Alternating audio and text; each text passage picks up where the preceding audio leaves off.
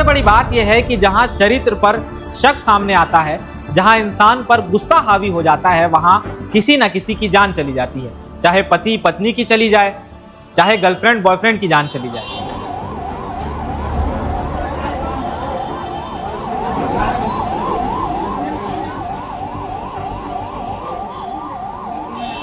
पास एक पिस्टल रख के लाया था और मैगजीन रख के लाया था, जिसमें 2 मैगजीन थी। उसके जेब में उनको लेके आया और उसके बाद में उसने तुरंत ये सुनते ही गीतांजलि के ऊपर उस पिस्टल से प्राणघातक हमला किया। सालियां उसे समझाने की कोशिश करती हैं, तब वह अपनी दोनों सालियों की गोली से मारकर हत्या कर देता है। अपनी सालियों की हत्या करने के बाद आरोपी बाहर निकलता है और हवा में फायरिंग करने लगता है। दिविजा इंटीरियो भिलाई का ट्रस्टेड इंटीरियर डिजाइनिंग और मैन्युफैक्चरिंग स्टूडियो, जहां हर डिजाइन सिर्फ बनाया नहीं जाता बल्कि महसूस किया जाता है, और इसी सोच को हकीकत में बदल रहा है दिविजा इंटीरियो। शक और गुस्सा, सुनने में ये दोनों शब्द बहुत छोटे लगते हैं, बहुत आम लगते हैं, लेकिन अक्सर इन दोनों की वजह से इंसान की जिंदगी बर्बाद हो जाती है, रिश्ते तबाह हो जाते हैं।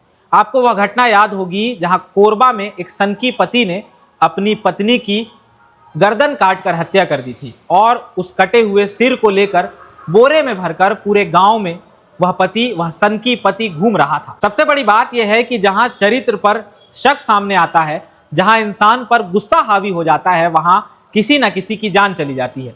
चाहे पति पत्नी की चली जाए, चाहे गर्लफ्रेंड बॉयफ्रेंड की जान चली जाए। ताजा मामला रायपुर के मोवा से सामने आया है। यहां भी पति को पत्नी के चरित्र पर शक था, लेकिन जान इस बार पत्नी की नहीं गई, 2 सालियों की चली गई। पूरा मामला क्या है आपको बताता हूं।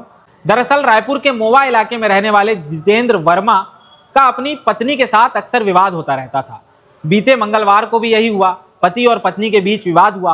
पता यह चला है कि पति को पत्नी के चरित्र पर शक था, इसी कारण दोनों के बीच विवाद होता रहता था।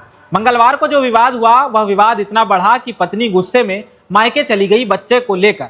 जब पति का पत्नी से संपर्क नहीं हो पा रहा था, तो पति यानी कि हत्यारा ससुराल पहुंचता है और अपने बच्चे से मिलने की जिद करने लगता है। विवाद बढ़ता है, सालियां उसे समझाने की कोशिश करती हैं, तब वह अपनी दोनों सालियों की गोली से मारकर हत्या कर देता है। पहली गोली उसकी साली गीतांजलि पर चलती है और माथे पर लगती है, जिससे गीतांजलि की मौके पर ही मौत हो जाती है। और दूसरी गोली दुर्गेश्वरी पर चलती है, पीठ पर लगती है और इलाज के दौरान दुर्गेश्वरी की भी मौत हो जाती है। हद तो तब पार हो जाती है जब इस सारी वारदात को अंजाम देने के बाद, अपनी सालियों की हत्या करने के बाद आरोपी बाहर निकलता है और हवा में फायरिंग करने लगता है। यहां आपको बता दूं कि वो हत्यारा पेशे से बाउंसर है और उसके पास लाइसेंसी बंदूक थी और उसी बंदूक से उसने इस सारी घटना को अंजाम दी। यह सब करने के बाद वह खुद थाने पहुंचा और सरेंडर कर दिया। रायपुर पुलिस ने इस पूरे मामले पर आज प्रेस कॉन्फ्रेंस की और इस पूरे मामले का खुलासा करते हुए आरोपी को मीडिया के सामने रखा। रायपुर पुलिस ने क्या कुछ जानकारी दी है, आप आगे वीडियो के माध्यम से सुनिएगा। देखिए, कल रात को करीबन 10 से 10:30 के बीच में पंडरी पुलिस स्टेशन में लोकल लोगों के द्वारा सूचना आई कि कुछ गन शॉट्स की आवाज उषा जो प्राइम वाली जो बिल्डिंग है वहां से आई है। सूचना को गंभीरता से लेते हुए पुलिस तुरंत मौके पर पहुंची और उसके अलावा एसीपी, आईपीएस प्रोबेशनर और बाकी जो वरिष्ठ अधिकारी थे वो भी पहुंचे।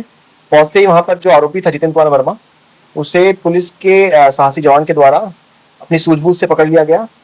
जब घटनास्थल था उसको देखे, वहां पर 2 महिलाएं, एक गीतांजलि और दूसरी दुर्गेश्वरी वर्मा, वो दोनों वहां पे थी। उनको तुरंत हम लोगों ने उपचार के लिए हॉस्पिटल रवाना किया। जब हमने और पूछताछ की तो पता चला कि वो दोनों उसकी सालियां रखती थी रिश्ते में, और जो मामला पूरा था वो ऐसा था कि इन लोगों का पारिवारिक विवाद, जो जितेंद्र वर्मा है उसकी बीवी खिलेश्वरी से पारिवारिक विवाद चल रहा था, जिसके चलते पिछले एक महीने से उन लोगों के बीच में झगड़े हो रहे थे। इसके अतिरिक्त पिछले 1 हफ्ते से जो खिलेश्वरी थी वो अपने पति जितेंद्र वर्मा का घर छोड़कर अपने मायके आ गई थी। इसीलिए कल शाम को जो जितेंद्र कुमार वर्मा है वो अपने ससुराल आया और उसने अपनी जो साली थी गीतांजलि, उसको बोला कि उसको उसकी बेटी और उसकी पत्नी से मिलना है। इस पर उसने कहा कि उन लोगों का फोन अभी बंद है, तो आप कल सुबह आइएगा, हम लोग आपको मिलवा देंगे। इसी पर वो गुस्सा हुआ, आमदा हुआ, और जिस तरीके से वो अपने पास एक पिस्टल रख के लाया था और मैगजीन रख के लाया था, जिसमें 2 मैगजीन थी, उसके जेब में उनको लेके आया और उसके बाद में उसने तुरंत ये सुनते ही गीतांजलि के ऊपर उस पिस्टल से प्राणघातक हमला किया।